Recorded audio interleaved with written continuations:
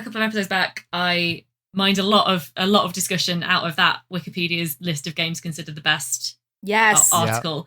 And I won't go over it in its entirety again, all the criteria and stuff, because I think we talked about it a lot. But I did say I would go back and like properly look at the indies on the list and bring them to you to see if we could have like a bit more of a chat about those. It should be fairly quick because despite that list having about 350 games on it, I think only 18 indies by my reckoning. Now, obviously, like the definition of indie is a little bit like up in the air, but I've been reasonably strict with myself. There wasn't a lot of ambiguity, but I just really want to I really want to get your reactions to some of these because I will admit now I held a little bit back because I knew I wanted to do this as well. Okay. So you got to think. Incredible. Right? Mm-hmm. Can I just say before we start this, listener, if you've not heard of this is a Wikipedia list that Rebecca found called the best games of all time. List of video games considered the best. And all I need you to know is that one of the publications that was used to generate this list is FHM, the British lads mag from the mid-2000s. So let's see what FHM deemed to be the best the 18 indie best indie games of all time. Oh my god, okay. Right, okay. So I did cover a few of them last time because we know Hades, Disco Elysium, Stardew Valley, Hotline Miami, and Journey are all ones that we had already submitted to our vault before this. An interesting one that I found that was the oldest indie I could find on there is a game called Ikaruga, I think I'm saying that right, which is from 2001 and is considered to be one of the oldest Japanese indie games because it was basically a studio that spun off of one of the big ones. Oh. Wait, what? The Schmo? Pretty interesting. Could be. I don't know. I never knew it. That was Oh, okay. Yeah. But I was like, I dug into it a bit because I was like, I don't recognize the studio name. Is this an indie? And I like dug around and it was like considered one of the earliest Japanese indie games. I was like, okay, cool. Fair. Oh. But I just thought I'd list off the rest of the titles because it really isn't a very long list. So you got Inside. Okay. Undertale. Agreed. Yep. Shovel Knight. Papers, Please. We already discussed. Super Meat Boy and Limbo are on there. Yeah. Spelunky. Psychonauts. And now we're going to get into some pretty contentious territory. Oh, okay. You've just after seeing Psychonauts and Indie? Oh, did I put Psychonauts down incorrectly? Maybe it was the first one, not indie, or have I just completely biffed that? Because THQ published, I think. Okay, it's possible I biffed it then because I was doing this still quite on the quick. Whether we regard Psychonauts as an indie or not, I honestly don't know. I said Unravel last episode. Who cares? Probably. Yeah, maybe not. Honestly, that could easily be my error. I didn't look into it a lot, but I gotta tell you guys. The remaining 4. A short prayer. So we got a couple of IPs that have since been obtained by big publishers, but were indie at the outset, right? Okay. So we got Angry Birds and Plants vs. Zombies, both of which were indies because they were PopCap. PopCap used to be independent, right? Yeah, I can see that. And it's like the 2009 originals. But here's where I'm just going to throw these two in and just let you guys do what you need to do. It's Braid and it's Peggle. Hey, right, listen. You putting those two together is the most insulting thing you've ever done on this podcast. It's correct. Yeah. I just feel like I just lobbed that over the wall and ran Distant away. Distant cousins, yeah. Great. This is great. Distant cousins? Yeah, related. You're trying to tell me that Tim the Terrible Boy and Bjorn are blood relative? Yeah. That's correct, yeah. They're kissing That cousins. makes sense. This makes sense to me. Yeah. Not that they're on the list, but that they are. You've paired them together, Rebecca, quite accurately. Yeah. I'm just kicking back now. I'm just sipping my villainous martini and letting this play out. Out. I got it. This is great. I respect it, but I don't like it. That's fine. I don't have a villain martini, but I do have this big bottle of water. So that hurt me more than I thought it would. Actually, I love Peggle. I know. That's all I have to say. The exasperated. I love Peggle. You know what I wasn't expecting from this, genuinely, was for Rachel to have the effect of both games cancelled out by one another. You're right. Rachel's actually, quite cheerful. I really thought Rachel would be double incredible. Outraged and you'd be a little bit happy, but it's really gone the other. It's fascinating. I think it's the way you presented them very, very much tickled me. Yeah. Oh dear. I think you're right. I think the presentation really, like, I could have led it in a lot of different ways based on how I decided you really to could do have. it. Yeah. Well, thanks for that. Should we start the episode?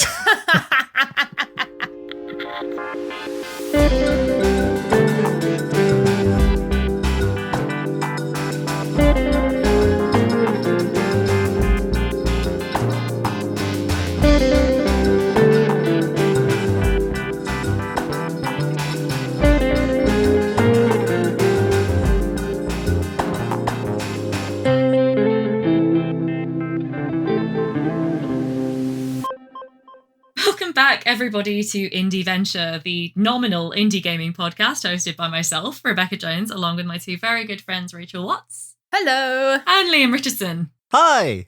Yeah, debatable whether are we really an indie gaming podcast? I mean, I know that we are, but also don't we talk about just about everything else as well? Like, yeah, true. We're an indie game podcast and we're an indie game merch podcast for those listening. Yes. If your name rhymes with Bansamer, please email us. Oh my gosh. Oh, the fangamer thing, though, I can totally work this into a logical intro that proceeds through today's topic. I can do it. Okay. Yes. So, I believe in you. Fangamer, right? We love their merch. We do. Hats we appreciate. I'm actually holding some Fangamer merch in my lap right now. With my back pain. Objection pillow. It is my objection pillow plush that is with me always. Anyway, Fangamer, lovely merch, maybe good for gifts, Christmas. We are sadly into the pre-Christmas season already somehow. I resent it. In fact, as of today's recording, it is exactly 3 months to Christmas. I went to my local pub the other day and they've already got a Christmas tree up. I was not particularly impressed. But there we are. We're in the rundown. We're in the latter quarter of the year, I guess. Depressing. Pour one up for the retail workers. Yeah. Moment of silence for the retail workers. Moment of silence. How long can we be quiet for? We can't manage it. We can't do it. 3 seconds. Back on track before I forget what my intro is about. So basically, we wanted to do this topic, and I'm just trying to find an excuse for doing it now, but. Maybe, now that we're starting that run up to Christmas, people are thinking a little bit less about spending money on themselves, a little bit more about, saving up, getting things for family. And so this seemed like as good a time as any to talk about some of our favourite free indie games. There we go, brought it home. Did it. Woo! Did it! That was good. No, I'm impressed. Yeah, it's not at all just that, it was a thing that was up in the schedule that I wanted to do an episode on. It's seasonal and themed and that, like all our stuff is. It's really well thought through. I'm excited to talk about this, though. I think it's something that I feel like I don't have as much experience with, but even I've found some things that I think I'm excited to talk about. So let's very, very excited to dig in. Yeah, I mean, I guess I should probably intro a little about what made me interested in doing this episode, because this is kind of a me-led topic, I feel. Oh, absolutely, yeah. Between us. And it's because basically for a lot of my day job stuff, I cover free-to-play AAA games. I'm big into Hoyoverse. I play a lot of their live service games, which are free-to-play gacha games. I do a lot on The Sims 4, which is now a free-to-play based game with paid add-ons. And because of the fact that those are kind of two of my biggest interests in AAA, I end up curating a lot of lists for places I've worked on the best free-to-play games. And because I also love indies, I always made sure to work, if I could, at least as many indies as big kind of loot boxy, microtransaction-y AAAs, just to kind of give it a bit of balance and to really demonstrate as well that there's a lot of breadth to free-to-play games, and that maybe, because I think that personally, I think that all monetization in the games industry, especially at a moment like this when everything's really up in the air for basically everyone who works in it, and also for the audiences, it's all a little bit iffy if you dig too deep into it. So I don't like to dismiss anything out of hand because of the way it's monetized. But I do like to make sure that everything's getting quite a broad representation of the reasons why you might be free to play or why you might be premium. So that's it's been an interest of mine for a couple of years now. And I thought it'd be really fun to do an episode on it. And yeah, maybe be like, hey, if you fancy some new games, some new indies in the next couple of months, but you're trying to tighten your budget a little bit, maybe these are the ones to look out for. Mm-hmm. Yeah, there we go. There's my reasoning. And yeah, I hope it'll make for a fun little discussion, because I don't know about you guys, I kind of like hadn't really sat and thought specifically about what my favorite free-to-play indies were as like their own category until we decided to do this episode. But I don't know, do you guys want to throw out some favorites, and we'll kind of see where we all meet up? Liam, I want to know yours. Yeah, definitely. Oh, I wanted you to go first. I beat you to the punch. Mine are, so I really struggled with this topic, and I was excited to talk about it, but I was like, I don't really play many free-to-play indies. Like, I feel like most of the indies that I play are, cost money to buy. But then I realized that the majority of the free games that I've played that are indie have all been on mobile, and some games that I played a lot of over the years. And mobile games aren't really something we've spoken about much on this podcast. True.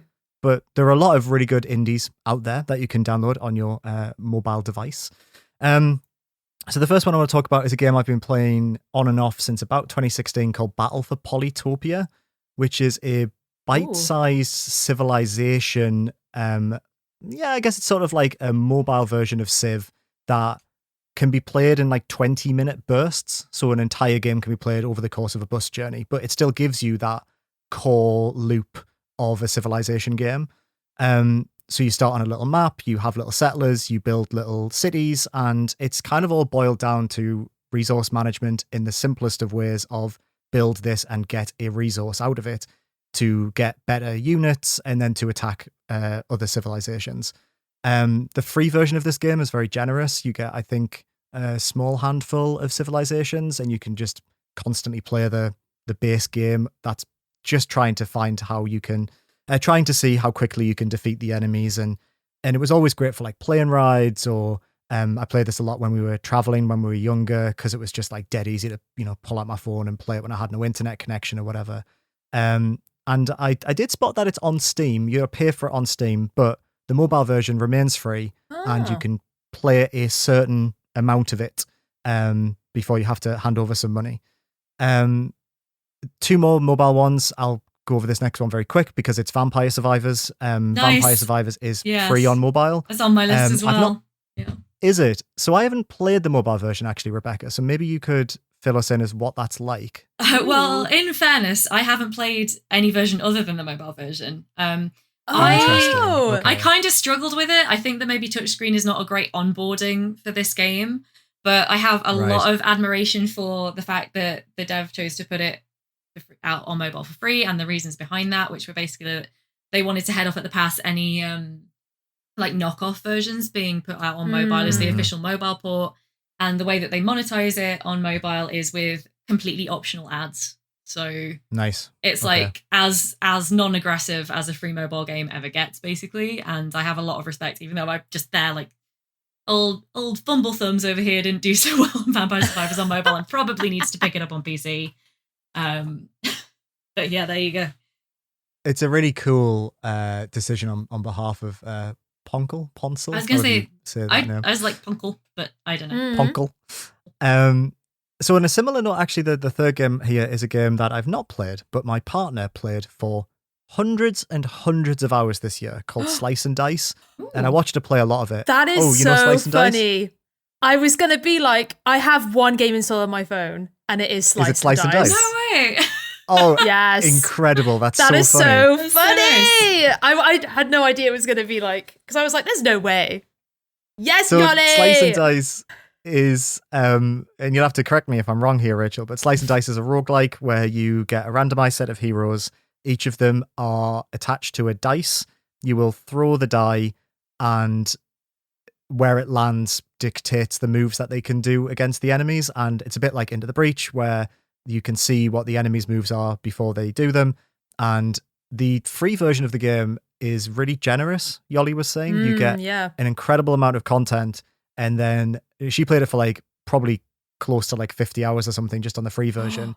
Wow. And then I think it was like between £4 to £7 to unlock the rest of it. And she was like, yeah, okay, that I'm happy to do that. I've got everything I want out of this game. You know, she was really into it. And then yeah, she just kept playing and kept playing and kept playing. I think what's interesting about these 3 games is that they have, I guess, like atypical monetization strategies that we don't often see on the PC or on console. Those are the 3 mobile games I wanted to recommend. The other thing I wanted to talk about, again, it's still mobile related, but Netflix, I didn't realize how much of like an indie paradise it is on mobile for games. Did you know this? I've heard tell, but I've never seen it for myself. Yeah, it always pops up on my, like, when I'm scrolling the app or anything, but I've not tried any, like, playing a game through Netflix before. No, me neither. But Let's have a look. I guess like this isn't free because it's a subscription, but I just feel like for elderly millennials, Netflix basically is free because we spent so long not paying for it and letting our parents pay for it. Wait, that's the way around it's supposed to go? Well, you did it the other way around. Yeah. Oh my God. Rebecca. Here are some indie games you get on Netflix. You can get Dead Cells, Hades, Katana Zero, Death's Door, Kentucky Route Zero, Oxenfree 1 and 2, Point P, which is exclusive, World of Goo, The Case of the Golden Idol, Into the Breach, and Spiritfarer. Spiritfarer made me laugh because on the website it's stuck in between a Love is Blind game and a Too Hot to Handle game. And the psychic damage of seeing Spiritfarer in between that killed me. And the final thing I just want to mention is this is actually free, is the Epic Game Store gives away a lot of free indies. And if you don't have an Epic account, it's worth signing up because not only do you mainly get AAA or AA games, and the majority are that, they give away a lot of free indies. And I sort of feel like when I was a kid, if I had access to a resource like that, that would be incredible. Like some indies they've given away recently is Toem, Sunless Skies, Lisa Definitive Edition, Doki Doki Literature Club, Turnip Boy Commits Tax Evasion, Loop Hero, Severed Steel, and Murder by Numbers. And I just feel like if you're looking to build up a small library of indies, the Epic Game Store is probably a good place to start. So a dubious choice in the middle there with the Netflix one, but I guess if you're sharing an account with someone, it's probably worth checking out because you can play a lot of great indies that way. I mean, I guess even if you just have a Netflix account but hadn't really considered the game, it's not extra as I understand it. It's included with your subscription, right? So like, I guess it's like, it's no additional cost, which I think it is some, a dubious definition of free in this case, but at the same time, it's like no additional cost. I mean, it's like anything that, you mentioned the Epic Game Store and like Amazon Prime does something quite similar, right? If you have an Amazon Prime account, you can claim like a couple of free games every 2 weeks or a month or something. And I think that it's the same kind of idea, right? It's like you can claim those games on Steam, I think, for those, they just give you a Steam on key. Prime you can, yeah. And if you get it in the 2 weeks that it's up, and there's quite a lot of indies on there as well, then it's, I guess it's a slightly different vibe because it's not necessarily the developer's choice. They've not like released it as a free game, but it's like, if, as you say, if you're also looking from the consumer side, wanting to, grow a game library for free, and especially with indies, it's a good way to get noticed, I would imagine, for indie developers. Yeah. But one of your games, I mean, I do think that there has to be, people must agree to it, right? It's not just like happening to you. You get to agree whether your game goes for free on a thing. So obviously it's a good way to get noticed. I think knowing how Game Pass operates, I think someone turns up with your door with a small to large bag of money and says, "Can we have your game on there?" Ding dong. Hello. Yeah, I mean that's my understanding as well. Like I think there's reasons to want to do it for sure. And again, it's what I was saying before, right? About like monetization is so tricky on every end, and I will never resent anyone for taking the small to medium sized bag of money. Like, no, definitely, I completely agree. Definitely good. God, I'm still scrolling through Netflix. There are so many good indies on here. Yeah, I had to cut that list down. It's wild how much is on there. And ones that would work really good on mobile, like Case of Golden Idol would work great on mobile.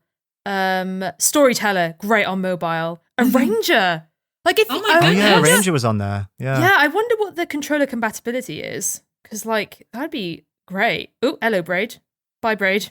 There's loads of I'm really I've just seen it on my front page, but I didn't know to what extent the library was until like you literally started listening to them, Liam. So wow, yeah, I didn't know that they had such big names involved, to be fair, as well. That's kind of news to me. Yeah, so I got to tell my dad because he's been getting into more games and he has a Netflix account, so I'd be like, awesome. Get on that. Yeah, probably worth it then. Nice. Rachel, I want to know what is on your list. My list. So a lot of my free games are from itch. I've been playing free games on itch for years. It was how I first started out in games journalism because they were just free and I didn't need to buy any of them. So it was just a good way for me to get my writing out there while also not having to like spend money on like games. So itch has been just a really great place to not only just play games, but if you're thinking about making games as a developer, playing a bunch of itch free games that aren't only just free, but if you're thinking in terms of scope, like in terms of like, I'm making a game, I want to like make it something small, because I feel like a lot of maybe first time devs, the scope is too big, but itch is a really good place of finding short, punchy, free games, which should be in your ballpark in terms of like creativity and scope. So a couple of mine, and I'm not sure which ones I've said on the podcast before, but obviously loads of Deconstruct Team's games are free on itch. Mm-hmm. So all their mini games. My favorite one is called Interview with the Whisperer, which is a kind of choose your own dialogue adventure game where you play as a journalist interviewing an old man who says that he can speak to God through a radio that he's built. What? Yeah, that game's that game's a wild. That's not even like the most wild one, but that is a really good example of one screen, two people, very in-depth dialogue and story world building. Like it's just so good for that. So that's free. Some of the other ones I liked are Butterfly Soup, both of them, the first one and the second one. We love a queer visual novel, and yeah, those two games are so lovely about a group of girls who are really into baseball and are super queer, written by Brianna Lee, and they are just lovely. They are, and there's like each game's 2 to 3 hours. They're very manageable. But again, this kind of scope of like game design we're talking about, this is a visual novel, but yeah, like it's a free game, but it has got such a good reputation within the indie game community. Definitely, 100%. And it's like, that's really interesting. I forgot to include that on my list because it's a sort of name your own price thing, right? Isn't it? So you can download it for free, and there's kind of a tip jar system. I genuinely forgotten because I just like kicked in $10 or whatever because I was like, amazing. So with itch, I think all of them, there's a pop-up that says pay what you want or take me straight to the download. So to be fair, all of these games you can pay for, have as much as you want. In the same vein, the Year of Springs trilogy that we've enjoyed, which is another queer sapphic visual novel, is I believe it's you can either buy the whole thing on Steam for like £5, it's not very expensive, or you can get them individually on itch for free. But I think that they don't have the epilogue if you do it that way. But still, if you want to find out if you would like these visual novels that Rachel and I have been geeking about for a long time, then you can play the chapters individually for free on it. Yeah, that's such a good point. But yes, so the other one on itch as well, which let me just double triple check it is free, is a horror game, Rebecca. I don't know if you've heard of this one called If on a Winter's Night for Travelers. Oh, I don't think I know that one. Interesting. Okay, it's free. It's definitely free on Steam. This is a horror game which focuses on 4 different characters and like very bite-sized horror stories that each of these characters, their stories that they go through. And it all takes place on this kind of like steampunk-esque like locomotive train. And so each character you get to play through their story. Oh, I think the really game cool. is like an hour long. They are. I will really have to good check that out. stories. I haven't heard of that. Oh, yeah. The pixel art is amazing. The stories are creepy, and I didn't know this. It has overwhelmingly positive on Steam, which is pretty cool. But also you can get it on itch. Mm-hmm. Yes, and I can go and treat myself to that right now if I want. Because it's free. Mm-hmm. Oh, yeah. Delightful. So that is a really good one. And then just for one more, I definitely talked about South Scrimshaw before. I fucking love South Scrimshaw. If you don't know what that is or haven't listened to the episode, it is a nature documentary / sci-fi game where you're following the life of a young whale from birth to assumably death. There's only one chapter out at the moment. The developer Nathan Marsh is like making the chapters. I think he's doing one a year. So the one this year hasn't released yet. But yeah, and so what's interesting about this world is that it's kind of like looking at the ecology of like what Earth would look like in the future and how that has affected nature and this young whale's journey from calf to death. And it's just really good. There's a lot of like, it's very David Attenborough. There's like water paints, drawings that are just so lovely to look at. Yeah, it's really great. I think that's my favorite free game for sure. And I can't wait for chapter 2. Nathan! Nathan! Please! Is each game in that series going to focus on a different animal? Is that like the premise? So it's all going to be about the whale calf. So chapter 2 will be about the whale calf. Chapter 3 and 4, I'm not sure how many he's doing, but they'll all be focused on this one calf. On like different and parts journey. of its life cycle. Yes. Mm-hmm. Interesting. I need to play that. Yeah, this first one is so good, and it's definitely captures the drama and the heartache of and brutality of nature in a way that like nature documentaries just love to do to you. They're just like, look at this cute animal, lol, dead now. But it's okay because that will feed another cute anime, lol, they're dead now as well. She's like, oh, stop. David. I'm just Nathan. David. But yeah, I love South Scrimshaw. It's such a good speculative sci-fi. That's what I was the word I was looking for. Speculative sci-fi adventure. That's really so. Is that going to be like? Are all the chapters going to be free, or is it? Do we know?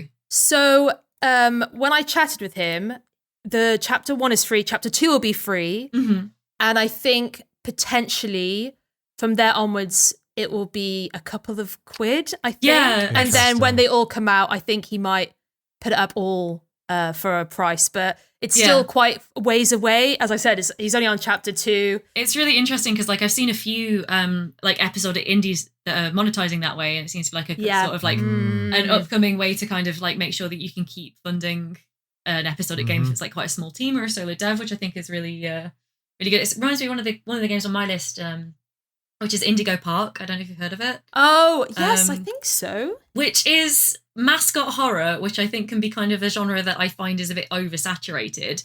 But I watched a stream of this and it was so good. Like the production values are really, really high. It's really like it knows enough to like spoof the genre it's being while also doing a good job of actually delivering on the horror element of like you're at a theme park at night and it's all kind of weird and abandoned and like I just love that. Yeah, I've seen someone play through this. And yeah, it's really good. Like, so that's chapter 1 is free now, and I don't know if they're going to monetize the latest chapters or not. But either way, it's definitely like one to be on the lookout for because it's just something like it's got such good production values. I can't imagine that they're not. Yeah, the voice acting. Chapters, but yeah, the voice acting, right? You don't expect it to be fully voice acted and animated. Like, there's a separate animation style for the mascot as well as the actual environments and.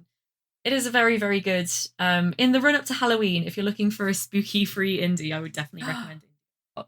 Yeah, because that is so smart. Because from my perspective, if something is like free, like South Scrimshaw or Indigo Park, and I love the first chapter, I will pay probably more than I would have before, right? To play the rest, like guaranteed. It's kind of almost the playable teaser thing that was big in like sort of the mid 2010s, right? The playable teaser kind of seems to have had its day in AAAs, but in terms of just making the first part of the game free, like indies have really been able to. And it's different from playing a demo because I think playing a demo, it can be like, oh, this is part of the game. But I think with things that's like, oh, it's chapter 1, it's like the game and the direction are already locked in. Like this is what you can expect from the whole game, and this is like the beginning of the adventure instead of it being like, this is one level from the game. This is like what the vibe of the game will be like. I think I feel more locked in when I've played, the first hour of a game. And I think for me, demos hit harder when it is like maybe towards the beginning of the game. Yeah. I guess it's different for everyone. But yeah, Indigo Park, I would definitely absolutely, I think now in terms of like, if I'd just seen this and been like, oh, £15, just saying, oh, I don't know. If this had now been like, oh, okay, now it's going to be £15, I'd be like, yeah, absolutely. Absolutely, I'd pay that. I guess in a kind of like ecosystem where you have like Steam Next Fest and kind of like putting a demo up on Steam is like quite straightforward, and it's also like almost an essential part of the marketing at this point. Actually releasing a chapter for free, like a full playable, like this is a complete chunk of the game, it's probably a good way to get noticed as well. And like we'll go into it a bit more later, but I do think getting noticed is a big incentive in releasing an indie game for free, and that's kind of where it differs from like AAA free to play monetization. Is like just getting noticed can be a goal in itself for an indie team, and releasing a very complete free game that catches people's attention is a really good way of doing that.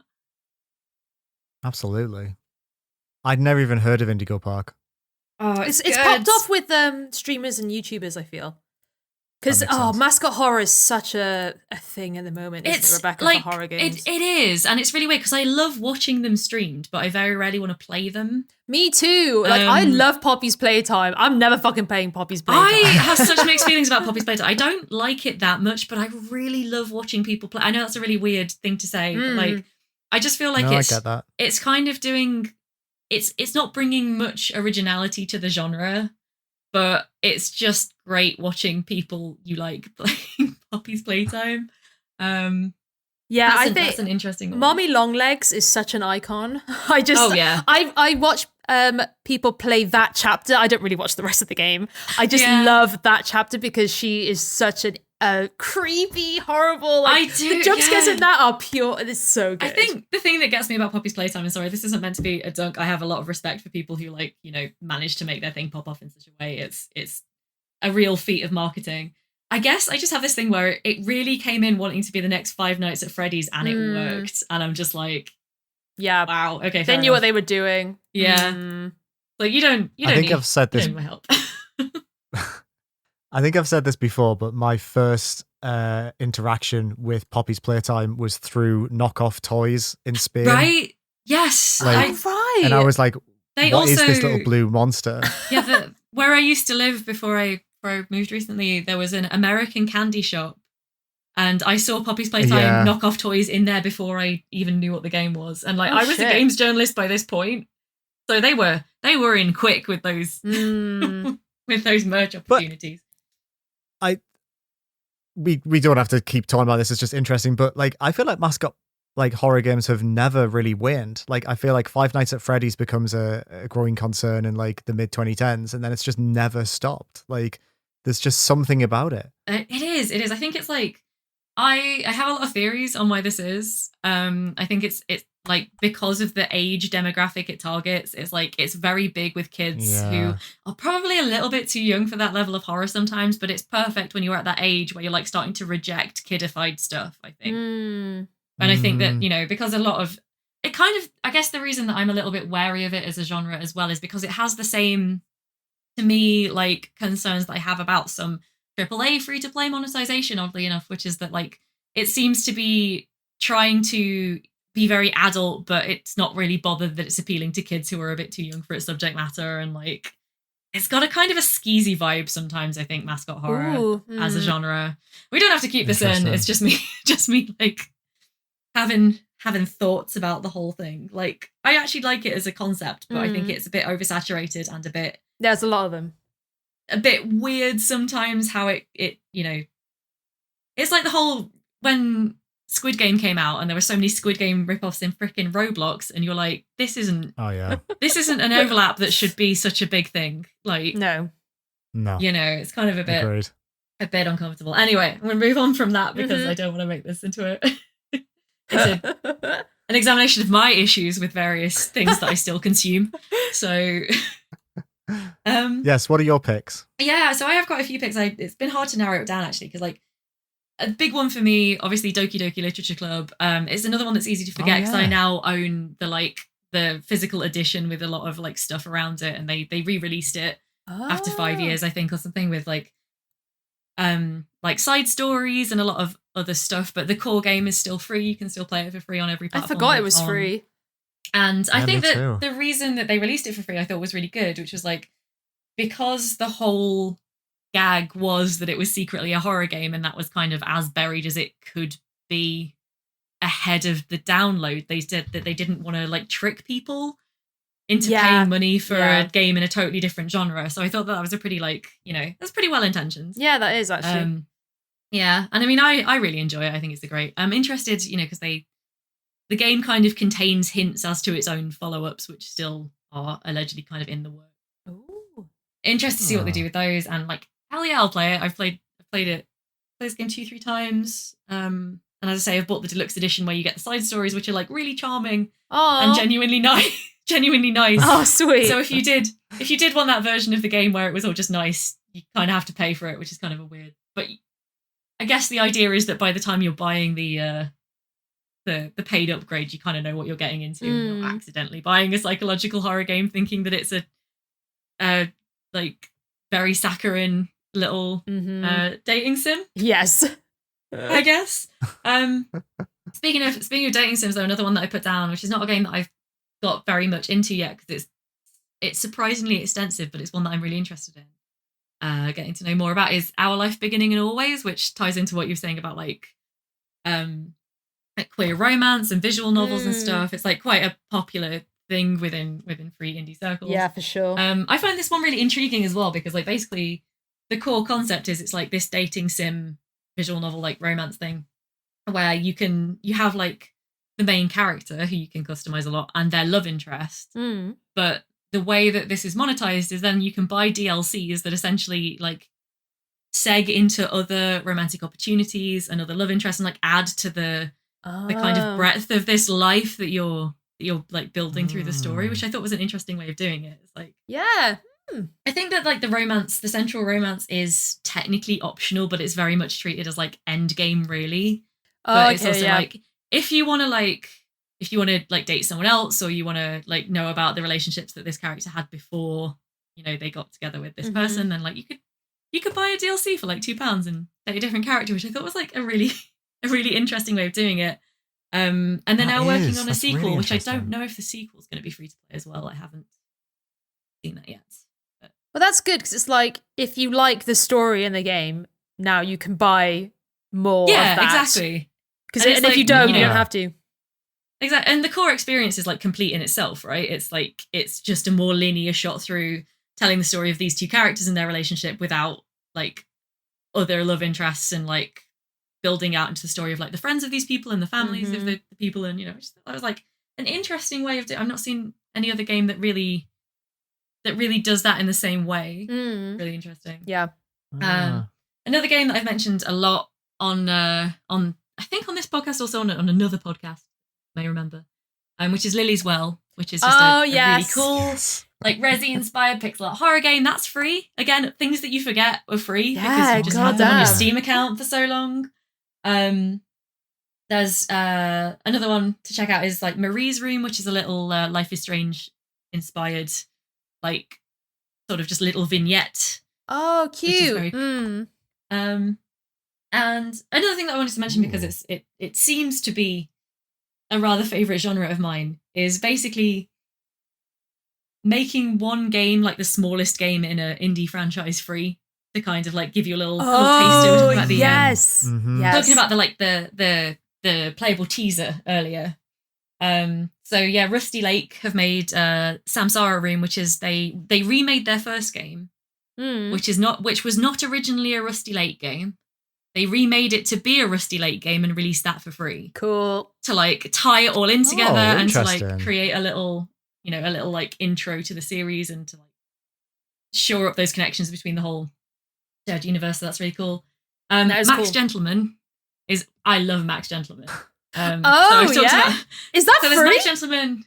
The first one is. So the whole thing with Max Gentleman, the devs, is that they use the same characters but do a very different genre every time. Yes, I remember. Oh, interesting. The one that is still my most played game on Steam, even after Baldur's Gate 3 did its best, which is actually the second game in the series, which is the sort of dating sim / business management one. But the first one that's just called Max Gentleman is a arcade style game where you're basically doing tricks with hats. So you're trying to stack hats on your head and keep them balanced through a load of wacky obstacles and Octodad? Yeah, Octodad's in that Oh yes, game. Yeah, you can buy Octodad. Is Octodad DLC? Because this is again character pack DLC is how they monetize it might. This. I'm not sure, but he's in the screenshot. Yes, it is. Yeah. Yes. So yeah, that's another cool little. I mean, it's just fun, I guess, for Max Gentleman, because it really doesn't give you any idea. Like, the second game, as I say, is a dating and business sim. The third game is going to be Danganronpa meets Cluedo with the Max Gentleman characters, which obviously I'm very excited for. And like, Jesus Christ, that sounds so fucking good. I know. So your shit as well. What's that one called? The third one hasn't got a title yet, so it's still. Oh my god, that sounds cool as shit. In development. It recently got a production update where the devs have said it's between 1 and 3 years away. Basically, they reckon like 1. Oh wow, so, shit! Like, very honest of them. Yeah, exactly, and yeah. Oh my god, this like I could keep going. Simulacra Pipe Dreams is another one. Like, if just again a favorite franchise, got a little side game for free. Oh, and I'll bring it to a close, this section, with a little tiny indie game that really took off for a hot minute, like a couple of summers ago, I think. Oh yeah. Which is called Pineapple on Pizza. I don't know if you ever played that. Oh yeah, you mentioned this before, It right? is I've still not played this, but weird and wonderful little game. And to say almost anything about it is a spoiler, but it's free and it takes 15 minutes to play. Oh, this. Yeah. I still need to do this. It's yeah. It makes me laugh a lot. Yeah, that's a good one. Yeah, like I say, you can't say anything about it, but it's free, 15 minutes, just play. Good picks. I think we got some good recommendations going there. And you don't even need to do the add to wish list thing, just add to library. Yes! Oh yeah, God, yeah, really good point. Hey, this may be the first Indieventure episode where we don't bloat everyone's wish list. We'll see. Oh, very true. Very true.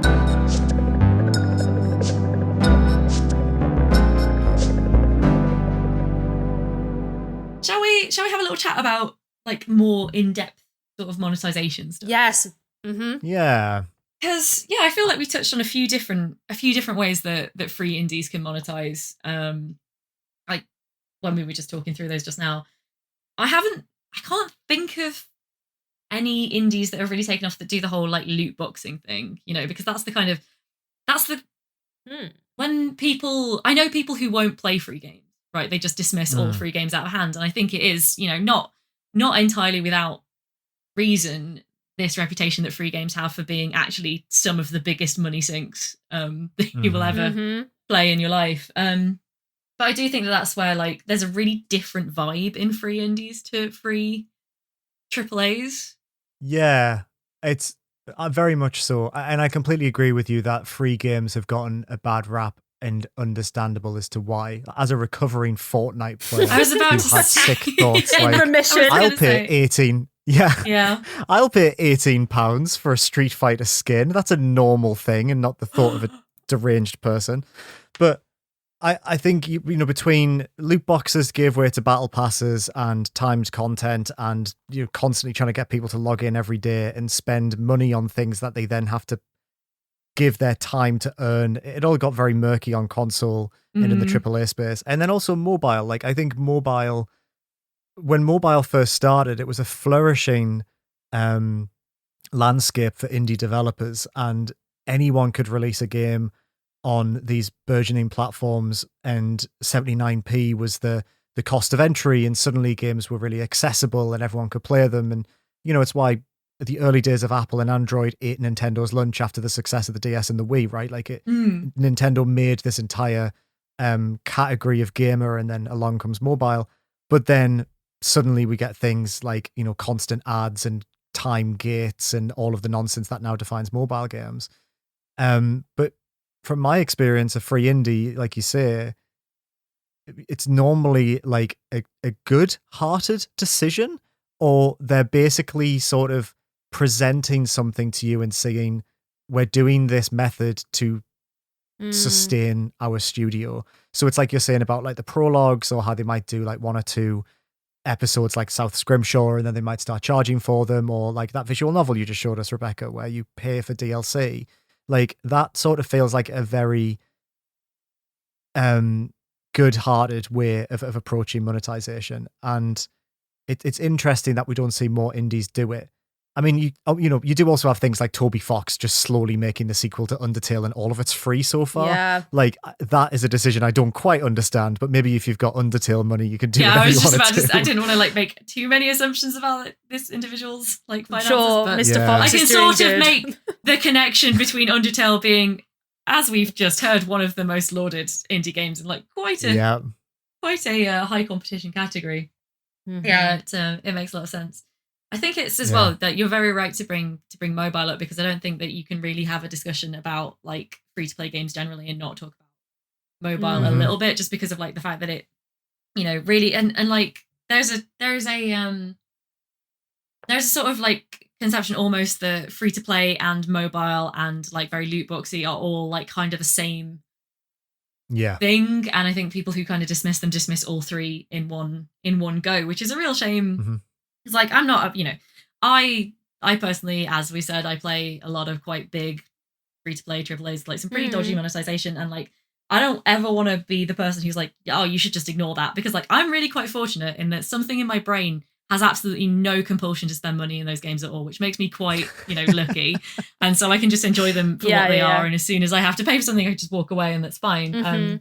But no, I'll never be, making the argument that you should play a game like that if you're not comfortable with the way it's monetized. But I would say it's a shame to tar all free games with like the same brush, because there is like, as we've demonstrated, I think just in the games that we picked earlier, like such a breadth of diversity in terms of like genre and yeah, there's like, as we said, like the DLC. I mean, I'm really interested in how free indies do monetize, because that's, we've said like DLCs, but also a lot of free or like very cheap indie games will monetize via like art books and like soundtracks, and that's always like a really fun.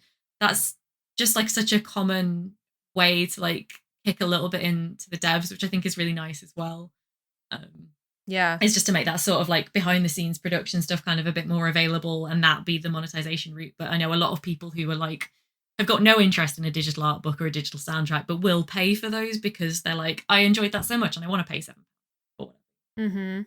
So that does make a lot of sense. Another one that I find interesting as well that I think is worth like considering is, I'm sure that there are some indie devs out there who are releasing games for free. And again, we talked about like getting noticed, but it's almost like your portfolio at this point. I feel like especially on itch.io, but also on Steam increasingly, you can just be like, if you're trying to build up a professional developer portfolio, it is such a, well, I mean, as we all know from the media side of it, it's such a competitive industry to break into that like you almost have to have done it for free at some point. It's interesting, like this conversation as well, because I mean, when we're talking about itch in particular, when we talk about indie games, there is this kind of like AAA is a commercial product. Indie games do not have to be a commercial product. Indie games can be a hobbyist product as well. Like, yes. And so when it comes to talking about things like creating indies, game jams, and just like creating shit for free because you love it, I think this conversation about, what is very corporate and what is very much like a niche hobbyist pastime or a community that you're part of. And I think definitely. That's an interesting conversation as well, because like since working at Thinky, I edit at a website called Thinky Games that specialize in puzzle games. Like my whole universe has been widened in terms of like the what I like to call like the underground niche puzzle communities of like these people who live, breathe, and create very specific puzzle games just for them and their community, and they share their creations with each other, and when a game comes out they talk about it. But it's almost interesting because it's really shifted my perspective in terms of like indie a lot. I mean, I always knew they existed, that's a no-brainer, but it was just in terms of like the scope of this topic and why people create games and why they release them for free. Sometimes people just want to make cool shit in the communities they're part of. Absolutely. And I think that is really something special and something that is indie games. Like that is, we have that. That's ours. That leads to another interesting thought, actually, which I sort of considered, but too late to add it to my script properly, which is like fan games, right? Which is where you're releasing, something like, I mean, the one that I played a few months ago and loved, the Life is Strange dating sim, but there are things like that in every kind of fandom with a very devoted fan base is that people will make games because, again, you can make a visual novel in Ren'Py like as a small, like, passionate team, and you cannot monetize that. But that is I think the very definition of a passion project is just you want more content, or you want a different kind of content from what the sort of like main series of a franchise offers. And so like a fan game is a really good way to kind of explore that. And it's so nice that there are these scenes that are just, well aside from those commercial considerations. I'm so tired all of a sudden. Oh, guys, yeah. I should probably also tell the listeners, as I've told everyone else today, to excuse my poorer than usual performance. I took a sleep aid tablet instead of an antihistamine this morning, and I am absolutely out of it. So. I mean, considering it's 9:15, I think you're doing incredibly well. Yeah. I mean, it's not like, it's only like a over-the-counter sleep. It's not like medicated. I'm not, a complete zombie. But it's not opium. It's been a weird day because of it. Like, let's say that much. You mentioning, Rachel, about how some of these games are just hobbies, that someone will just decide they're going to do a cool thing and they don't think about the commercial side at all. That just made me, like, it unlocked something in my brain, and I was like, oh, Dwarf Fortress. Like, that's Dwarf Fortress. Yes. That the game that they've been making since 2002, 3. Yes. And they've only just, like, properly commercialized it 2 years ago. Wow. Like, is it Zach and Tarn Adams, Yes. I think, are the brothers? Like, they were just like, let's just make the biggest simulation game ever and let's just keep adding to it. And they did, and they still are. And you can still download it for free right now. The classic version, which is all the ASCII art, they're still updating it. Had a last update in April of this year. So, I mean, you're right. It is so indie. It does belong to us. There's this idea of like, sometimes people just want to make cool stuff and they put it online, and that's fine. Like, they don't even think about other people playing it. They're just making it for them. And I just think that is cool as shit. Like, that we live in an era where that is so accessible and so easy to do. And it sort of like runs counter to like, rot economy capitalism that we're all so stuck and ingrained in. It's cool as shit. It's an interesting point because I was watching a stream of Indica the other day, which is not a free game. Yeah. It's an indie that we've talked about on this podcast. And one of the guys who was streaming it said, like, games are almost novels now in terms of how straightforward it is for one person with a vision to kind of like make their own weird thing if they want. Obviously, that Indica was a small team, but it's like the idea is that rather than having to rely on like dozens of people with very specialized skill sets now, there is that, like, there's resource for people who want to make a sort of weird game that definitely wouldn't be picked up by, Ubisoft or Square Enix or whatever, and just like, make very personal art again, which is like, I guess one of the upsides of some very, very horrible downsides going on in the games industry at the moment is that it kind of does, you end up with a lot of people with a lot of passion and knowledge just doing cool stuff again. And I mean, like, a lot of the devs that we've talked about in this episode, there's a lot of movement between like AAA and indie in terms of development, right? You've got people who start out as indie devs because that they are trying to get taken onto a AAA team, do some years in AAA, and then whatever reasons have to leave and like, cycle back into like either starting their own studio or just making stuff for fun. And it's kind of it's always my contention, as you know, that like it's all kind of a continuum, this whole industry, rather than like a very stark divide between all of the different like levels at which gaming operates. And yeah, I just find that I don't know, I don't really have an answer here. I just think it's really interesting. Yeah. How do we feel about, and I think we still see this a little bit, but it was more prevalent last year, about the idea of releasing a prologue on Steam. This became a thing, right? Where people would release almost like, instead of a demo, they would release a standalone version of the game that was effectively a demo, but there was this, I don't know, I guess the framing of it was different, and we saw these games take off a lot. Do we think that's the same as what we're talking about before, where you sort of release the first chunk of your game for free? Does it feel like a way of just gaming the Steam algorithm? I don't know. What do we think about prologues? And maybe just what do we think about demos in general, actually? I think it can be both. I think that there is a lot to be argued that it is a way of, again, gaming an algorithm that's got so many different games coming onto it that it's really hard to get anything noticed. But also, like, I'm thinking about, like, I can only think of a couple of games off the top of my head that have done the Prologue thing that I know enough about to really talk on. And the one I can think of is a weird example anyway, because it kind of went, because I know that they did that with Sucker for Love, right, which is the DreadX. Oh, did they? Did they? But the way that happened was they started with making it for a game jam, which they then published as like one of the DreadX collections. Yeah. So that was like a paid publish, but there were like 10 developers. Then they commissioned on the back of that the trilogy, and so they re-released their contribution to that game jam collection for free as the Prologue. So it's a bit of a weird cycle in that case. I can't really think of any more, like, I guess, and this is going to be a very weird and very me style objection, but one of the things that gets me about it, and it's because of the fact that you're having to game the Steam algorithm, is just having a lot of things be called game name Prologue for a while. Yeah.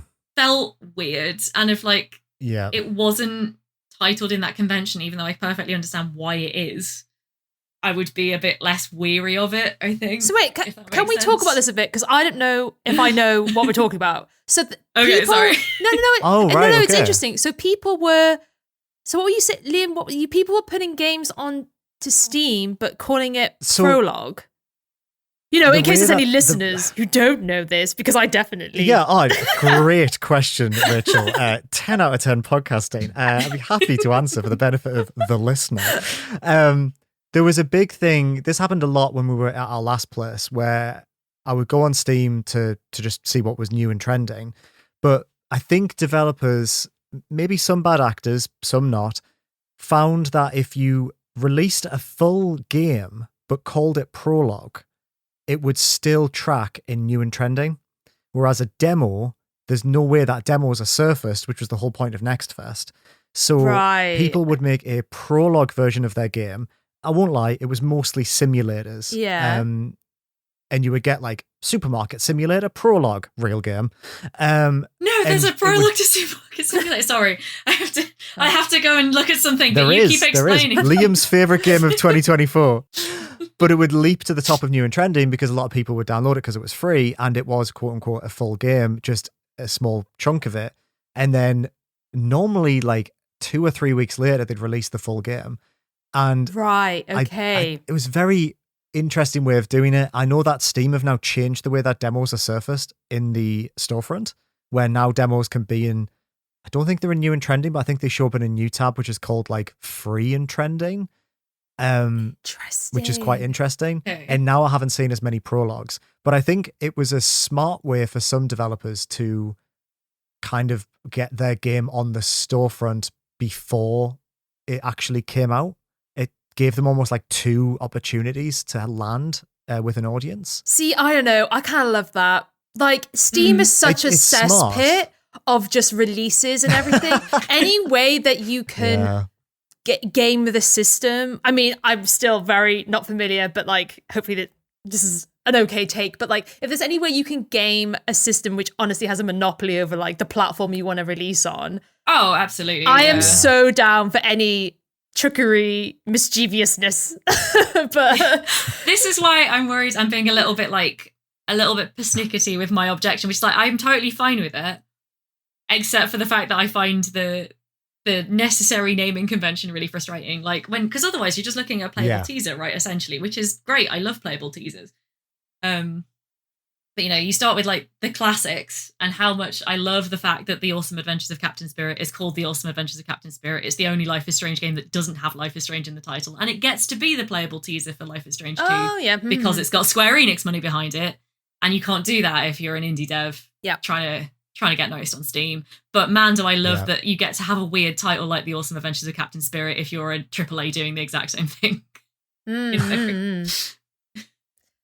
A few of them started to do things like, I don't know, cooking simulator, first bite. Like, they cottoned on to not using the Prologue thing. Yeah. Is that a real, that feels like that might be real. I just made that up. But that's cool, yeah. Yeah. I am kind of, there's a separate conversation maybe to be had about this. I agree that if you game a bad system in a good faith way, then I've got nothing but respect. on the opposite side of that, like I have a huge issue with how Nintendo's eShop works, where people will list their game for 50 quid and then drop it to 70p. So Nintendo's bad algorithm is like, oh, that's like 99% off. We'll put that at the top of the deals page. And I didn't know that. Jeez. If you haven't been on the eShop on the Switch for a few years, go on and look on the top sellers list, and it's all games that are less than £1 and are like, is it normally like really sex mahjong games? Oh god! Mahjong. And it's just like, really? This is on the Switch? Like, sexy mahjong, hell yeah! Woohoo! As a side note, but today I published an article about a game that Nintendo refused to publish on the Switch. So, on the Switch? Yeah. That's was it a little bizarre. Was it a little saucy? Oh god, it's absolutely like it was disgusting. Yeah. Is it like oh hello, or is it disgusting? Like like I don't know. I'll tease it. You have to go read it. Oh, okay. Yeah. Is it on VG 24/7? It is. It should be up there now. He's on it. He's there. It's my first opportunity to write a full professional article on a Danganronpa game, and so I took it. And I found out in the interim that Nintendo refused to have it on. Oh, I've just read the content warning. Yeah, the content warning, and yeah, I'm not even going to repeat that on the podcast. Yeah, don't. It's sad, not funny. Yeah, right. I'm going to go look now. Right. The thing is, it is still Rebecca Jones. It's still a black comedy. It just has some really bad fumbles, you guys. But I was like, when I dug into it, I was like, oh, this is why. When I played it, and I was like, seeing why they quickly subbed in a completely different game for the collection on Switch now. Like, yeah, this is disgusting. That's in that category. Yeah, yeah, it's in. I was going to say, yeah, it's not cheeky fun. It's like harrowing. It's harrowing. Oh, did you write this content warning? Yes. It's really gentle. Take care of yourself, and please don't read this really if you gentle. don't wish to. Oh, Rebecca, so sweet. It's lovely. I do my best. That is nice. It's not just like best. This has, and then just a list of just awful things. Yeah, one of the editors did write one for me, and I was like, I'm just gonna no, yeah. I'm just gonna take that and like. Yeah, it was one of those very weird. This is again total side note. It's one of those very weird. I need to talk about a game I love, but that has a massive asterisk next to it, like situations. And I was like, you know what? When I played this game, this got dropped on me in a very unpleasant way. And while I still recommend it, I don't ever want it to be dropped on someone in this way because of me. So this was my compromise. Totally anyway, we've strayed from the subject. I do apologize. Do we have any other thoughts about this before we move on? I'm happy to move on to our brand new segment. I'm determined to make this like an exciting thing and not just. Ooh, okay. I'm excited now, and I'm also ready to move on. Yeah, let's do it.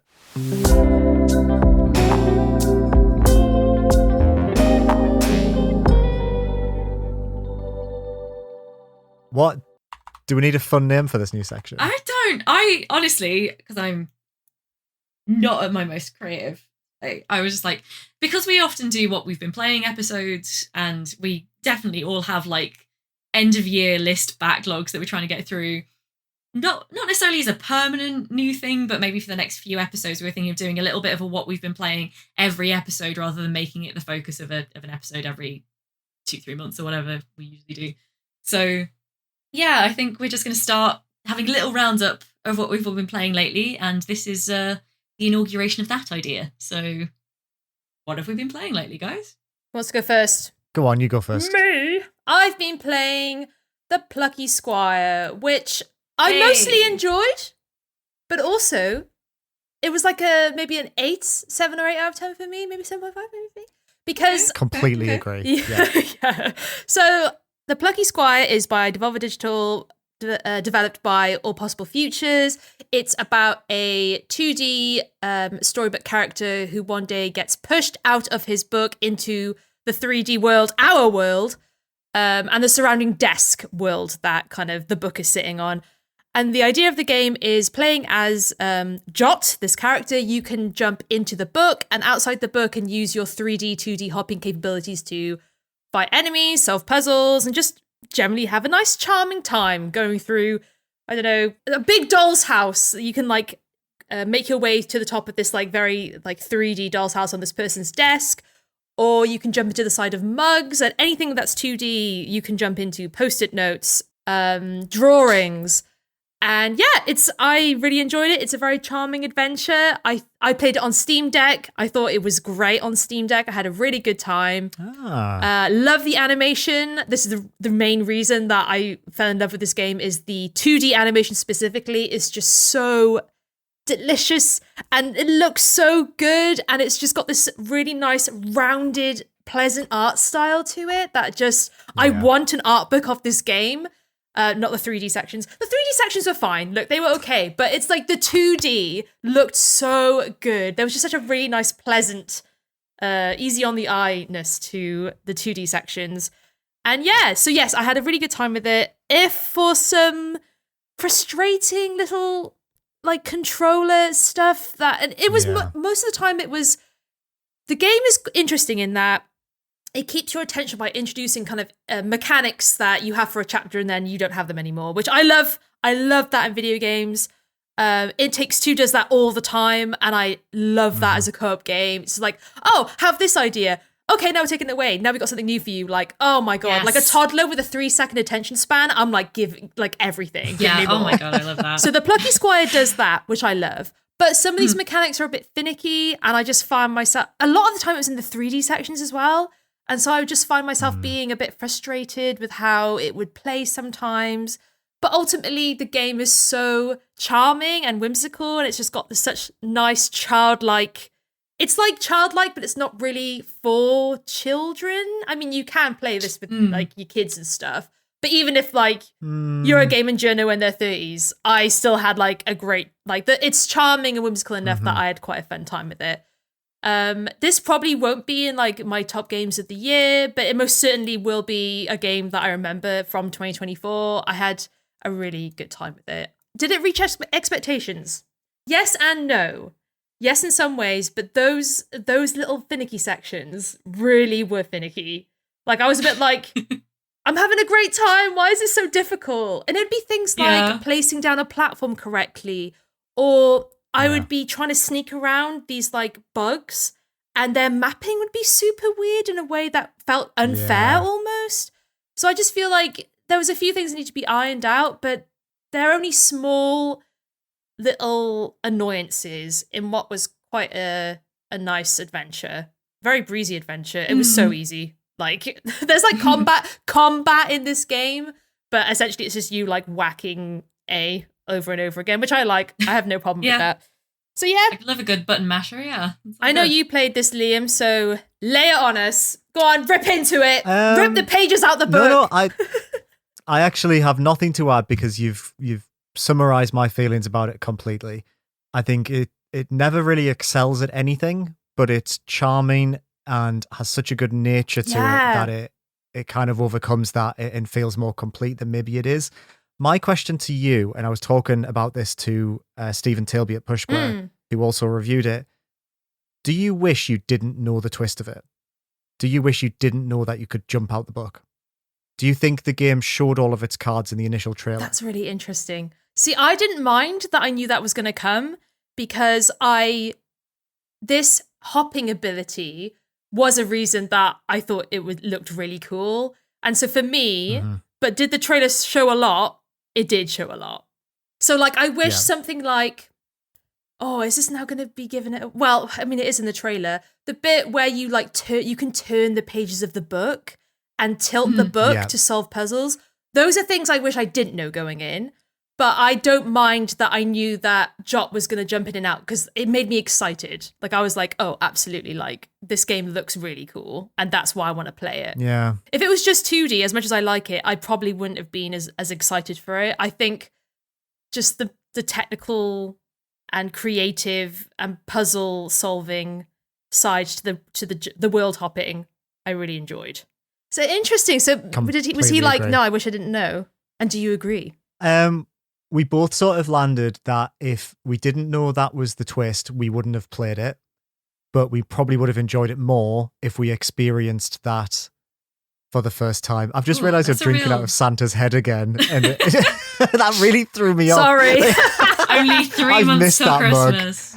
I've really missed that mug. That's Look great. at his little rosy cheeks. Honestly, that is a really nice mug, though. Like, often... It is, like, it's really nice. Little face mugs aren't always, like, that cute, but that is really adorable. See, normally...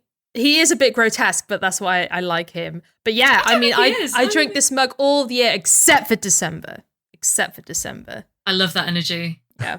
That's incredible energy. But like, so what you're saying is kind of contradictory, isn't it? Because it's like, I it's wish a catch-22 for sure. Yeah, like it's like, I wish I didn't know, but I wouldn't have played it if I didn't. So that is so interesting. Yeah. Oh God. It is a catch-22, yeah. Yeah, but not, I mean, you know, a lot of things just don't have answers, man. This has been me like spiraling all week in my head. Like a lot of things just don't have answers. And this is a very mild end of that spectrum. Yeah. I feel very quickly before we move on, I do feel like before this game came out, I was like, yeah, this has got Game of the Year energy. Like even like last year, I was like, Plucky Squire has Game of the Year energy. And now I'm a bit like, oh, I don't know. I think it's been critically received well. But I don't see a lot of chat about it. Honestly, has that not just been... Sorry, this is really spiraling it. Like, the tone of the whole year has been kind of like that. Like, just across the board, it's been, like... There have been so many, like, really good, you know, like, really solid, like, 7, 8, 9 out of 10 games. But in terms of grabbing the zeitgeist and just feeding it what it wants at the moment, so many things have just kind of not quite met the mark in that particular way, but are great games. It's been a weird year. Yeah. The year does feel odd. Yeah. It does. I still think we're in the 2023 hangover. I think it's just a full year of like reeling around, still a little bit queasy from 2023, which was just such a banger year for games. And I agree. I think we'll have a very interesting dissection of the year in an episode towards the end of the year. But I'm going to have to really have a lot of thinking time because I still don't feel like I know the shape of the year. So same. Agreed. Liam, do you want to go next? Yeah, I'll go next. Our good friend Ed sent me a message the other week and said, "Hey, do you want to review a game for the website where I used to work?" And I said, "Yeah, why not? I'm making all these sausage rolls and my hands are tired. It's time to get back to old habits." So this game is called Shogun Showdown, and I honestly hadn't heard of it. This is by Robotino. I think I'm saying that right. This came out beginning of this month, 5th of September, and it's a pixel art roguelike, and I was a little bit like, I'm sure it's fine. I've played a lot of roguelikes this year. Like, I feel like the majority of things I've played have been roguelikes. And I don't know, like in a year where Balatro and Hades 2 exist, I sort of suspected that maybe I'd had my roguelike fill. I'm full, thank you. No more for me. But then this is a fucking banger. Oh, nice. I think it might be up there with Balatro, if not a little bit better. Maybe I enjoyed it more. But I think it's a very specific roguelike. So the way that this works is you play as a character, one of many that you unlock slowly throughout the game. And it's purely combat based. So the entire game, it's very slim around the edges. It doesn't have any it barely has a story, to be honest with you. It barely has any additional mechanics. It all funnels you into this core combat loop. So you start in the first round and you'll be in the middle of 5 tiles. So it's on a 2D, it's all 2D. So all you can do is move left and right to the edges of these 5 tiles. And also you can flip around to face the other way. You can also drag your attacks. So your attacks are visualized at the bottom of the screen by cards. You can drag them on top of your character's head and you dictate a turn order of 3 attacks.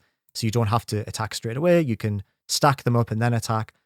But the sort of little bit of magic is that every time you make a move, so every time you shift left or right or turn around or add an attack, the other enemies on these tiles will also do something. So they'll either move or they'll add an attack to their turn order or they'll try and hit you. So it's turn-based, but it's also a bit super hot in the sense that every time you do something, the enemies do something too. So what's what's brilliant about this is that the arenas are always really cramped. You start off on a 5-tile row, but then it might grow to 8 tiles, but there's always loads of enemies there. So what you can do is each character has a different movement ability. The original character you get, Wanderer, can swap with the character they're facing. So if a big brute stands in front of you with a katana and is about to do like 2 damage, but there's someone behind you also about to attack, you can swap places with that brute, and that brute will hit the other person and they'll attack each other. Nice. So it's got a bit of that like into the breach sort of like slickness to it. But the more you play it and you defeat bosses, you get this single currency, and you use that currency to just get more attack cards. And the attack cards aren't always about like damage. They're mainly about movement. So you get a lot of cards that are like zoom forward to the closest enemy to you, or swap places with that person with a smoke bomb, or quickly turn around without having to advance time. And when you combine all these things together, and it's very generous, you start to get really cool attacks very, very fast. Like maybe like by the hour mark, you feel like you've gotten all these like really interesting and dynamic moves available to you. So you do a run, and you get like 2 moves to start with, and you pick them as you carry through all these little maps. But combat, it just feels so slick, and you sort of feel like you're in a John Wick movie or some kind of cinematic piece that's all about like ducking and weaving and you know, making like other people attack each other because you're so slick and stylish as an attacker. And it's just absolutely blown me away. It's a really, really smart thing. And it feels like the kind of game that would kill on mobile. I'm surprised it's not on mobile yet. But I'd really recommend you pick this up. And even if you play like 5 minutes a day, you would have an absolute blast with this. I really, really would implore you to check this out. It's so good. Hell yeah. I love the sound of that. Any game that makes me feel like John Wick is a plus. Agreed. And I feel like especially with like card-based roguelikes, they can be so clunky sometimes. And so the ability to like move your characters around and do cool shit is always a plus, instead of them just standing there and just attack, defend. Yeah, definitely good to like get a recommendation, because I do feel like that's a genre where it's just I'm overwhelmed by the number of options I have of just different games, and so to have like someone I trust very much in this area recommend one specifically, I'm like, that's good. That really narrows it down. I'd say, like, if I was to ever recommend 2 roguelikes to people, if you're after action, play Hades. If you're after something chill, play Balatro. I do genuinely think that those are like the 2 ends of the spectrum. I think this sort of sits closer to Hades in terms of its intensity. But it is very, very good, and it's just come out of absolutely nowhere. But I mean, it has like how many 3,000 overwhelmingly positive reviews on Steam. So like, hell yeah, the capital G gamers have found it, but and have deemed it worthy. But is it very fun? Is it a game of the year top 5, top 3, top 1 potential? Where's it sitting? I'm always keen to know. Is it top 3? Oh, so it's top 5 for sure. It's definitely top 5. There's no question in my mind that this isn't top 5. But I do think if it sticks with me, if I find myself returning to it over the next few months, I think it'll be top 3. Because I'm so surprised to hear you say you prefer it to Balatro. Because you're a Balatro sicko. I still am. I think maybe I'm a roguelike sicko, but there's something about it that just appeals to my sensibilities a little bit more than Balatro. I want those 2 to battle it out for your top 3. I want them to battle it out against each other, roguelike style. Yeah. Well, if this game patches in the Balatro soundtrack, it will be my game of the year. Well, the gauntlet's been thrown down, so fuck yeah. I'd recommend watching a trailer, because it's really hard to explain how it works. Like in the hands, it makes sense immediately, but it's a little bit tricky. So watch a trailer, see what you think. Rebecca. Oh well, your turn. I probably won't labour the point too much, because I feel like we might have actually talked about this one on the podcast a little bit already. But maybe that tends to happen sometimes. But yeah, despite the fact that I am way behind on indies that I need to for reasons that will become apparent in the next section, I have not played indies very much over the last couple of months. But I did recently manage to check out a little game called Thank Goodness You're Here. Hurrah! It's so late.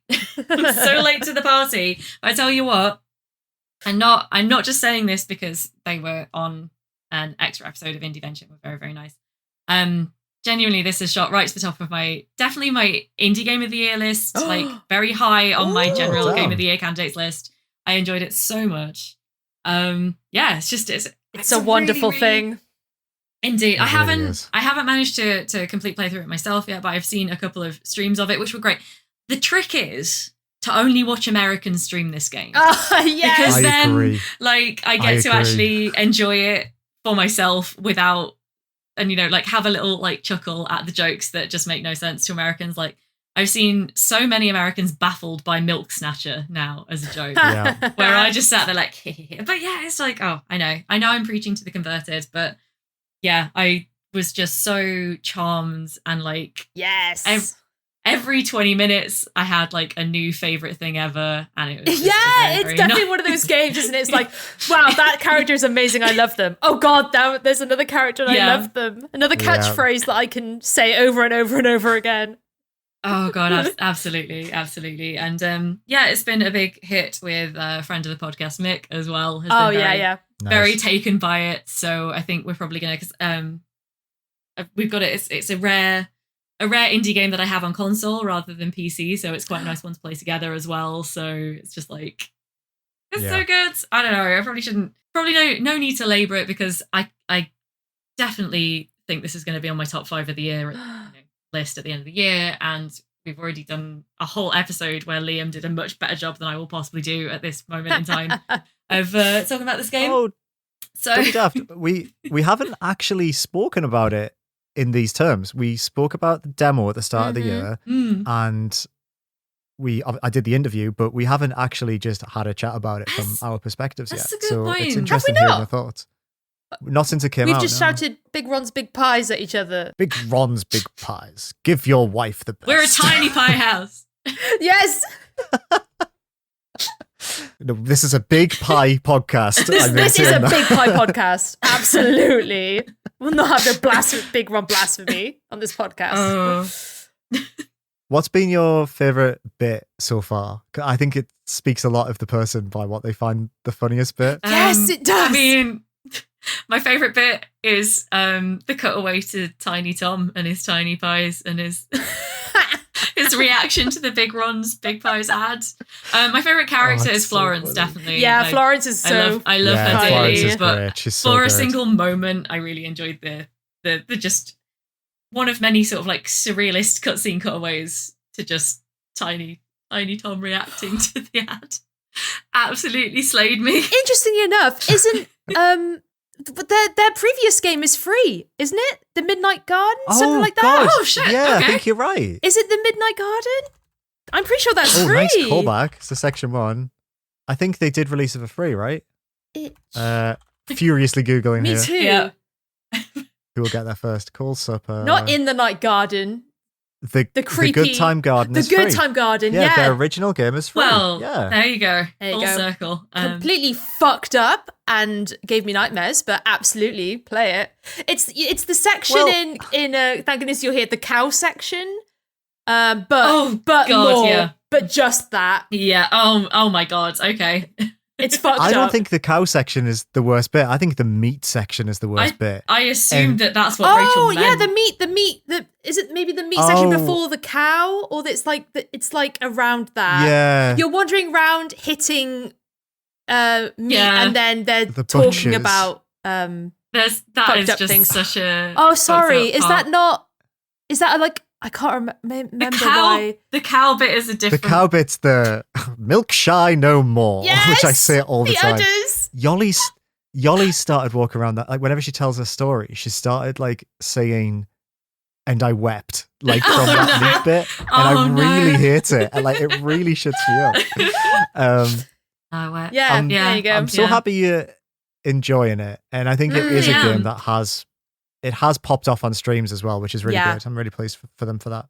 It's one of those games where you're like, it looks really good, but I'm not sure it's for me. And every recommendation you get is you're like, this looks like a fantastic presentation, but is it really my thing? And then you watch it and you're like, oh, everyone who made these very insightful recommendations was entirely correct. Yeah. So are you playing it on PlayStation? Yeah, I've got it on So you have that 5. tasty haptic slap feedback. Oh yeah. Slap something and then it's like, ooh. Yeah. Like I say, I've only really started. I've like mainly watched streams and then been like, oh no, I actually do have to definitely like give this a lot more time than, just it is a disservice to it to try and like rush through it as part of my Game of the Year catch up. Florence. Yes. Oh, she's so softly spoken at certain moments. I love that as well. It's iconic. Her and her sister, whenever the sister like tries to wind her up Carrie? and cry shaggers, is so funny. Carrie, yeah. Oh, they are so good. The two sisters, yeah. Oh man, that's so funny. I'm declaring a subgenre now, which is basically just like spiritual successors to Untitled Goose Game, and I feel like this belongs in that. It's like because it's just Unseated Little Kitty Big City is my indie game of the year so far. Cheeky platform. That's definitely Untitled Cat Game, and then I guess we got like Untitled Lemon Boy Game, and Untitled Salesman Game. Yeah, there's definitely one with the name I can't pronounce. This like Untitled Dog Game, basically. And then, oh really? Yeah, the one is actually the one I nearly brought up for this before realizing it was made by Bandai Namco and therefore absolutely not an indie. The one with wank in the title. But it's not actually got wank in the title. Doronko Wanko. Oh, I thought it was Doggo Wanko. Doronko Wanko? Donko Wanko or Doggo Wanko. Wait, this is free. Why is this game is free. It is free but not an indie, so I had to. That's you need to play it. I did like it a lot. So yeah, Doronko Wanko was really good. Which is, so we've got Untitled Dog Game. And, Dog Game. I think I just really like that. Despite being usually quite into very story-based stuff, I love a bit of mayhem in a small but fairly open world. So incredible. Oh god, and the guy whose chimney keeps falling down. Sorry, I'll stop. He's so funny. God, he's so good. I was like so tense. Me too. Just waiting for it. Anyway. The cutscene, I don't want to spoil it, but it's so good. It's I've played this game 3 times now, by the way. Incredible. And watched it twice. Love it. Definitely going to be high on my list as well. Definitely going to be one that I come back to a lot.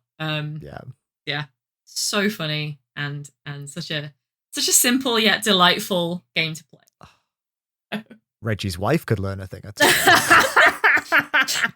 I'm not just going to keep reciting moments. What we got here? A toad in the owl. Mind your knees. One of friend of the podcast Mick's favourite moments was when he just stops her from closing the curtain. Oh yeah. Oh, it's brilliant, that bit. It's so good. Right, we gotta move on. We can't just relive this. We can't just relive this. Let's move on. Good picks. Let's do some hyperfixations, yeah? Woo! Yeah, let's do it.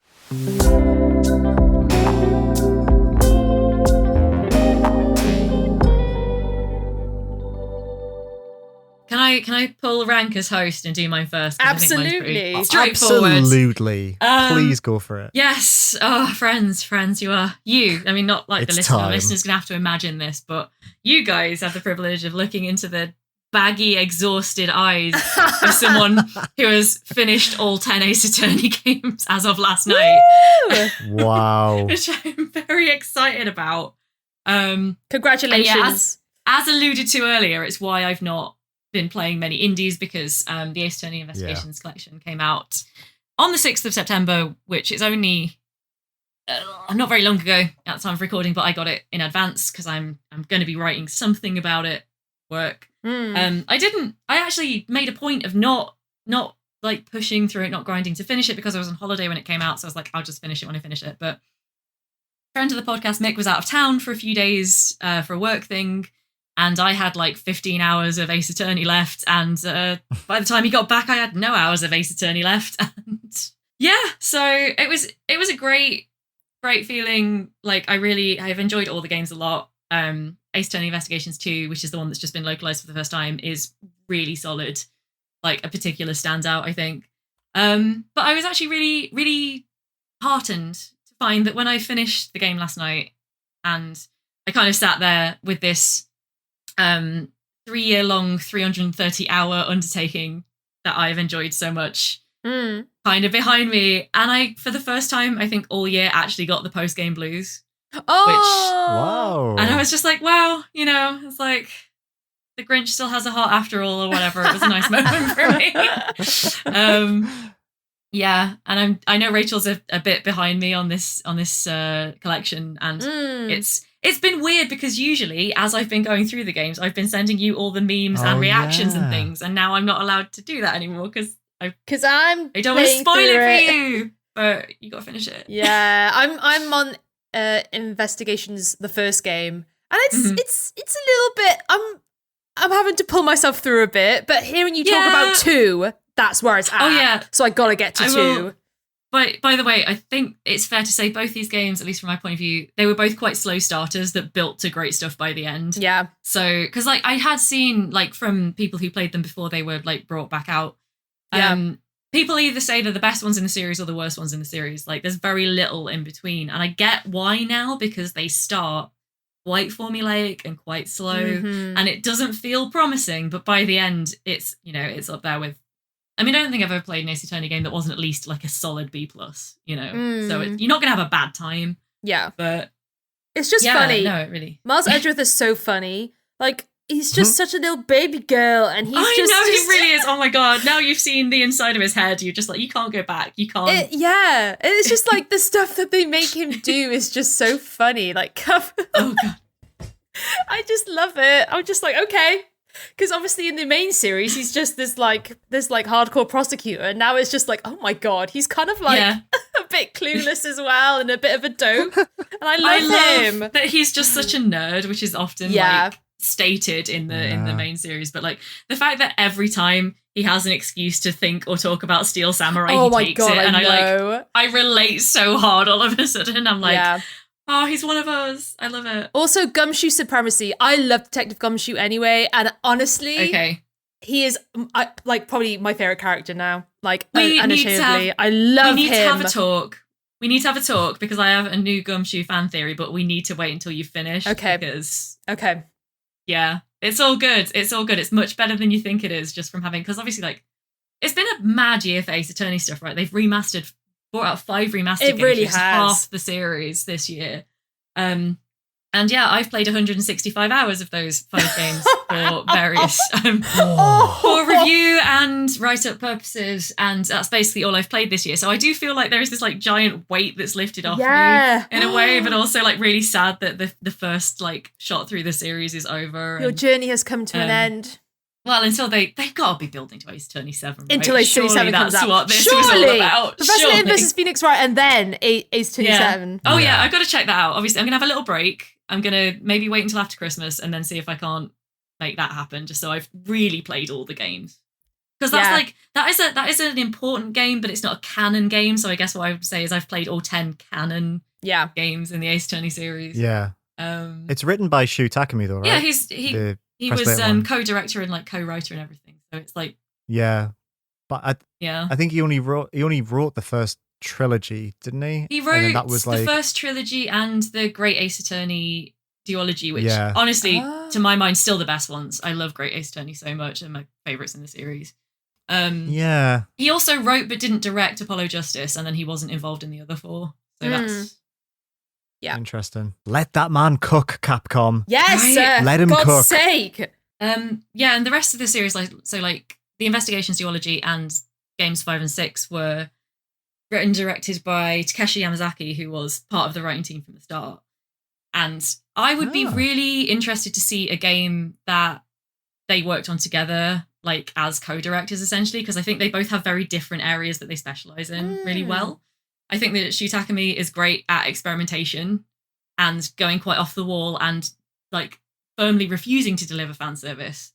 And Takeshi Yamazaki is very good at doing fan service in various different forms, because Investigations are fan servicey, 5 and 6 are fan servicey, but in a very different way.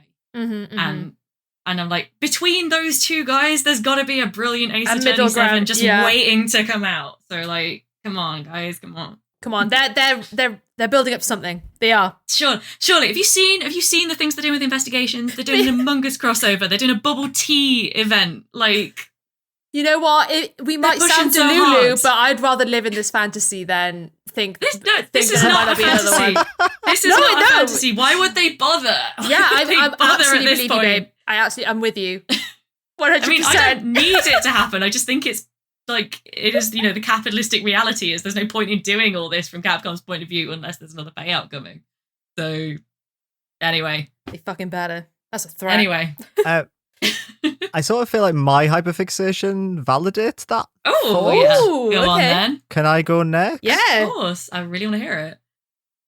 Before this, by the way, I have an older boy fiddled with my DS, and now I'm going to play Ace Attorney on them. You had an older boy fiddle? I could have said that so much better, couldn't I? I was like, I think that sounds worse than just saying I hacked my 3DS, which to put ROMs on it. The admission is just like so much better because of what came before it. Yeah. Oh, yeah. Incredible. Can we move past that? Anyway, my hyperfixation is also a Capcom game. It is the Dead Rising Deluxe Remaster. A game that did not need to exist. And if they can make this lavish it's kind of a remake, really. If they can make this lavish remake of an Xbox 360 game, they can make an Ace Attorney 7. Hell yeah. So Dead Rising is one of my all-time favorite games. I absolutely adore it. When it first came out on 360, it felt like the most next-gen thing I'd ever seen. You know, a game so high quality that most HD TVs couldn't scale the text properly. That's Xbox 360, baby. But as a continuation of Capcom's obsession with zombie fiction, it was an incredible reflection on American foreign policy. Circa 2006. I did not expect you to say that. Yeah, no, that's where I thought it was going. Kind of the great thing about Dead Rising is it just sort of holds a mirror to what America does to other countries and how it never really faces consequences for it. But it was also a hugely systemic game in that the way that you could go in any shop in this mall and pick things up and attack zombies with them in really fun and unique ways. You know, if you got a stack of CDs, Frank, the main character, would throw the individual jewel cases at the zombies and it wouldn't do anything. It wouldn't do any damage, which is just inherently funny. That is funny. So Dead Rising as a series has just like floundered and died in a way that's really sad, and it's never been as good as it was in this first entry.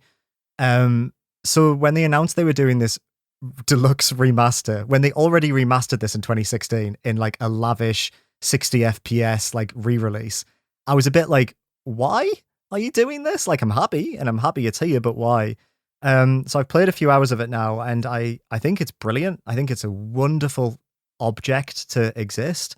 My only real criticism is that they got rid of the original voice cast, and I think the game is lesser for it. The voice of Frank in the original game is wonderful and really sells that character. This new voice is like, it's just fine. It's like it's like everyone's doing an impression of the characters, and I don't love that. Yeah. But the fact that they made this in the RE engine is just wild. Like, it looks as nice as those Resident Evil remakes. Oh, cool. It plays wonderfully. It keeps all the idiosyncratic systems that made the original so great. You've still got the timer. You can still fail a mission at any point and the whole game's fucked. It still has that weird system where it encourages you to play like 4 hours and then restart from scratch because your levels carry over. But they've added a bunch of additional things that just make it really good. It's had an art pass that goes above and beyond what it needed. It reuses a lot of the original textures from the game, so all the posters and all the art are the same as they were in 360, but just in 4K. But then they've so the first mall you go in is called Paradise Plaza, and in the 360 version, it just has a bunch of fountains. But in this one, they've made it like really underwater themed and added like dolphins hanging from the ceiling, and they've just like given it this like wonderful enhancement in terms of visuals. All the characters look amazing, but they've also, I think the reason why they've replaced the voice cast is because the original game, when you met survivors in the mall, it was just text boxes. But now every single character has voice acting. Wow. Oh. That is a significant... It's huge, right? Yeah. It's like an enormous amount of work for them because most of these characters you see for like 5 minutes, but I think it shows how much Capcom understand that the stories of the survivors in this game are interesting and deserve a bit of like levity through voice acting. Not levity, to be lifted through voice acting, I mean. But then it's had just like a bunch of quality of life features as well. Like how survivors now are good. They're not wank and terrible in the worst part of the game. If you're trying to lead someone back from the other side of the shopping center, they're actually competent and they don't just like die immediately, which was a real problem with the original game. And it's honestly, it's just like, wow, did you make this for me? Like, I got a Resident Evil 4 remake and a Dead Rising. Right? They call it a remaster, but it's basically a remake. It's absolutely wild. This is like maybe getting a bit too deep into it, but I think that for me, and by the sounds of it for you as well, like what I will remember about 2024 in the games industry as a whole is how seriously a lot of studios took their remakes and remasters and how well that paid off. I think that like all of the standouts, mainly in AAA for me, but like those standouts have been like all remakes and remasters this year. There's so much I've been excited for. And I think because of the way like the tech moves along and, you know, the ability to meaningfully redo something 5-10 years later moves along, it's actually like, it's not like movie remakes, right? Which feel unnecessary because ultimately you're still watching it in the same way. It's got that kind of like, I don't know. It's so weird. I feel like if you add remakes and remasters into the mix, then suddenly it's not been like a slow year at all. It's just the sort of games that we don't generally consider have been what have really like been the highlights a lot of this. Yeah, I think I agree actually. And just Capcom are just firing. Capcom, they honestly, really are. My have God. a lot of admiration for what they're doing in terms of game preservation. Genuinely, yeah, me too. I think that it's really nice to see. I hope that more big companies like follow that lead and make the point of being like, right, so we can have, you know, original and remastered versions available on as many platforms and as many regions and as many languages as possible. That's like always going to be fantastic. More of that, please. And like Capcom, keep doing what you're doing. It's great. No complaints from me, a Dead Rising sicko who has now been well absolutely. fed. I got to be honest, I'm more of a Dead Rising 2 gal. I'm kind of hoping to see that get. Well, they sent out a survey I saw on Reddit that said, Capcom surveys are so fun, genuinely. They are. They're like, would you buy a Dead Rising 2 Deluxe remake? And it's like, oh wow, yeah, people would. Yeah, that's promising because that's always been the indicator that like the next batch of Ace Attorneys are coming out, so that's very hopeful. Yeah, nice. I want an RE engine remake of Professor Layton versus Phoenix Wright. I want that. Do not. I want. Oh, can you imagine? Ridiculously well rendered faces from the RE engine applied to the tube man that is Professor Layton. I'm just genuinely now like Ace Attorney 7 in RE engine. Oh, He's so wild. He's just like, just astoundingly photorealistic, a total change of face. I imagine him as just like the opposite, like the most smooth skin man that was just ever exist. Oh god, a creaseless jacket. I think that's my new sleep paralysis demon. I think that's and then Luke will be the one that's hyper realistic as this rotty. Oh, he just looks like a little Victorian boy from England. Just snot running down his nose. Just like he's super hyper realistic SpongeBob style. Nah. Oh god. Well, on that cursed note, Rachel, what's your hyperfixation? My hyperfixation is Frostpunk 2, which came out at the beginning of this week. I'm a big fan of the first one. I loved the first one. I've bought the board game, haven't played it still. And I was very excited for Frostpunk 2, and it has just blown me away in terms of expectations. I think a lot of people were like, you know, when you make a survival city builder about all of civilization being wiped out apart from one small city, that being London, and you are someone who has to help humanity regain its footing in an everlasting kind of winterscape of just all hell on earth. It's like, where can you go from that story-wise? And so Frostpunk 2 beautifully answers that question with, well, in this game, you're not actively fighting nature. you're fighting the society, the human nature that you've kind of made from the first game. So the cold is still very present in Frostpunk 2, but instead of you kind of focusing on how we can stay warm, the resource gathering, we're building the city from the ground up. In Frostpunk 2, you're like, civilizations at a point where they can kind of get their egos back. Okay, we've survived, so what now? And how can we, you know, it's Britain, it's London. So of course it's going to be like, right, so what are we going to do? Expanding? Where are we going? What are we doing? We conquering anything? Okay, cute. Oh, God. So it's kind of like that mentality of like, you are now in charge of a group of people that want more from you. It's not just about survival. They're like, their expectations as to what, from their perspective, the bastion of humanity. Again, this ego of very much like, well, we've conquered being a very misguided term, but this is their opinion. We've conquered like one of nature's greatest dangers. So what's next for us? And so a lot of the time in Frostpunk 2, you'll be, instead of like passing laws in Frostpunk 1 because people were desperate, in Frostpunk 2, every law you want to introduce, every decision you want to make has to be run by the people first through a council. Ooh. And so there's different factions in your city. They all want different things. They have different ideologies and different philosophies. And so understanding how to navigate this very political landscape and try and save these people, but from themselves as well, is really interesting. So 11-bit, who are the developers, have just kind of described it as a societal survival sim, because at this point you are trying to survive what essentially can be very quickly, if you make certain decisions, like the worst of humanity. And I think Frostpunk 1 did that in a different way, and Frostpunk 2 is approaching it from a very gut-punchy, human-centric perspective, which is like so fucking baffling. 11-bit studios are very, very smart when it comes to dealing with what it means to be a human and part of like a community or part of humanity. You know, they've made this War of Mine, which was a startling commentary on like the way that humans survive during human on human violence. Frostpunk 2 was like another example of like human vigilance. And now we have Frostpunk 2, which is just more of that. And they are just such smart storytellers. The city builder is the best of the year.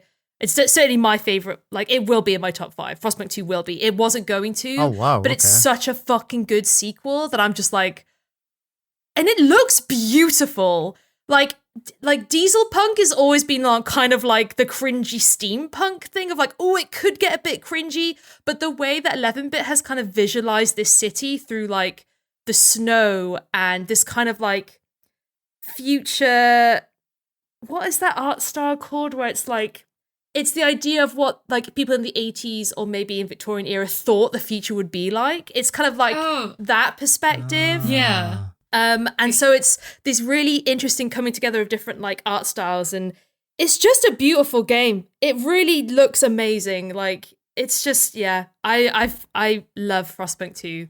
I'm really taken with it. I didn't think I would be. I thought it'd be a really good sequel, but just like, it's just such it's a good sequel because it answers the question of like, where can you take this game and what can you do differently, but keeping things the same.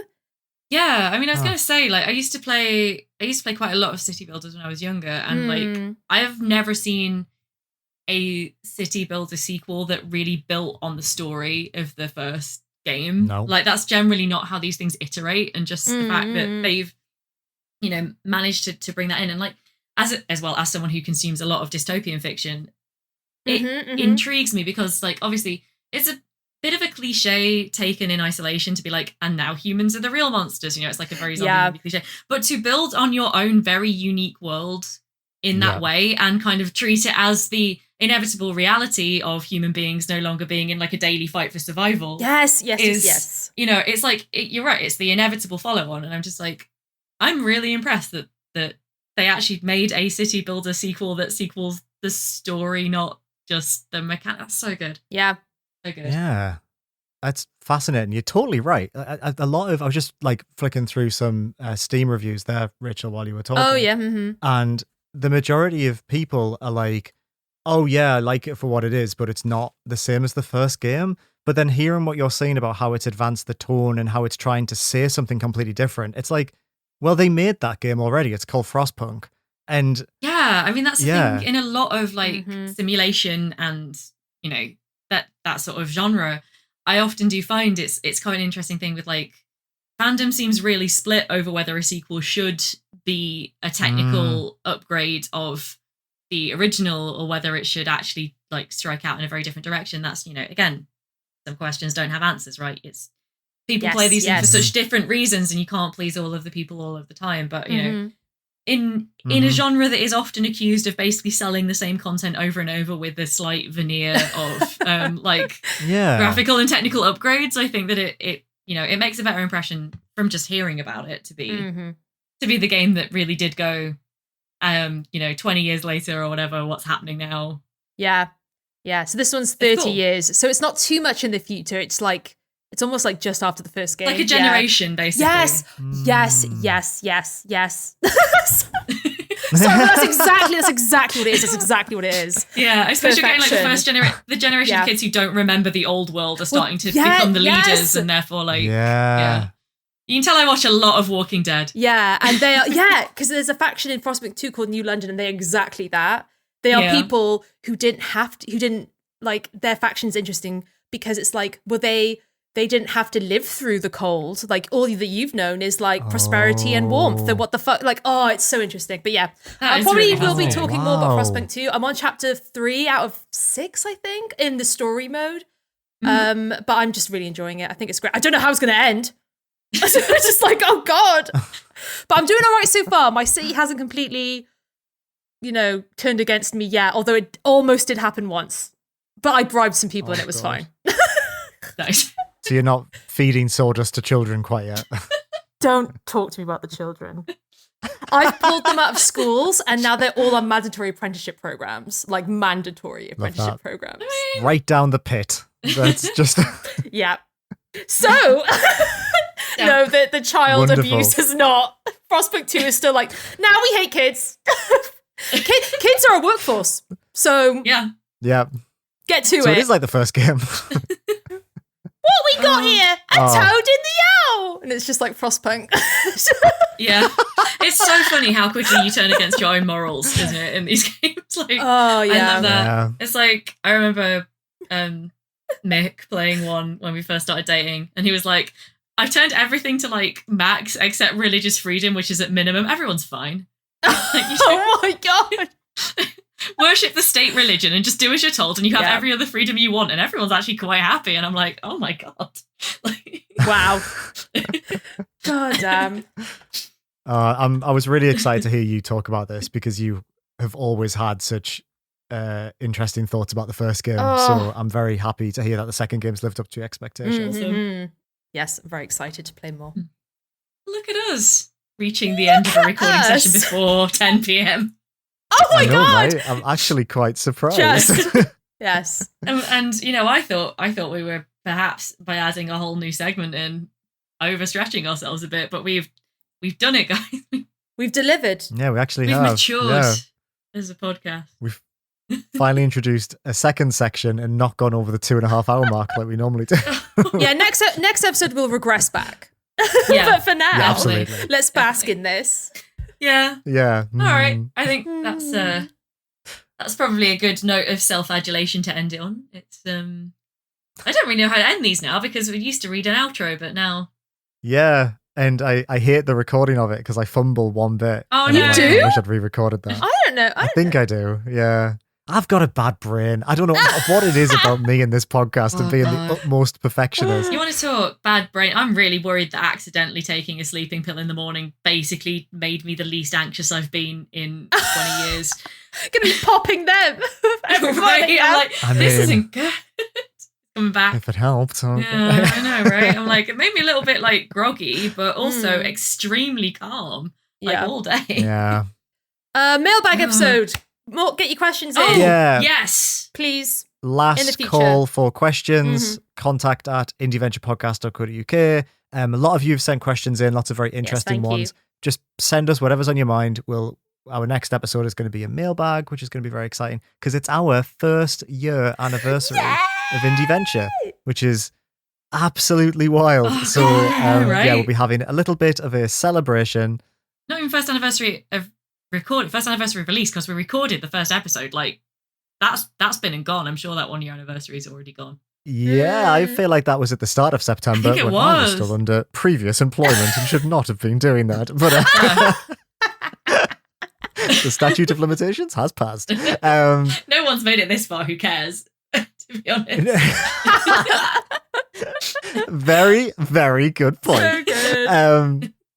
But yeah, we'll be having a little bit of a celebration episode. We'll be reading some of your questions. We'll be reflecting on the year that has been. But yeah, should be exciting. Mm-hmm. All right. I guess then it just falls me to say, have a good one till next time. Thank you so much for listening as ever. And goodbye from us. Goodbye. Bye. Indieventure is a video games podcast created, produced, hosted, and edited by Rachel Watts, Rebecca Jones, and me, Liam Richardson. For more information, including a list of every game we mentioned in this episode, make sure to check out our website, indieventurepodcast.co.uk. You can get in touch by sending your questions, comments, and feedback to contact@indieventurepodcast.co.uk.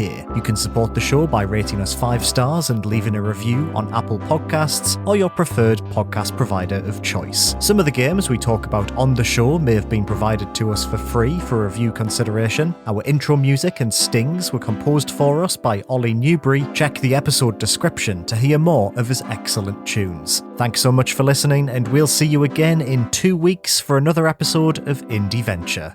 Bye for now.